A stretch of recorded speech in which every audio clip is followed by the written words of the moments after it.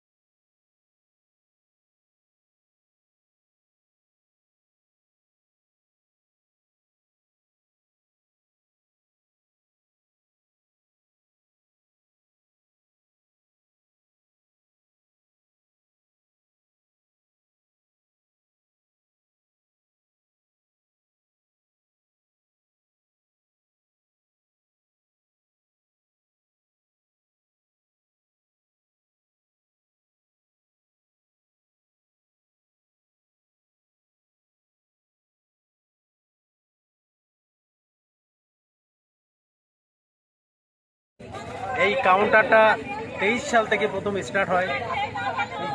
4-5 প্রস্ত আমরা ভাঙচুর করি, অবরোধ করার পরে আপাতত বেশ কিছুদিন মনে হয় বছর দেড়েক মতো বন্ধ আছে। হঠাৎ করে কিছু লোকের হয়তো মদত পেয়েছে, তারা এই হঠাৎ করে এই কাউন্টার রং করে আজকেই খুলেছে।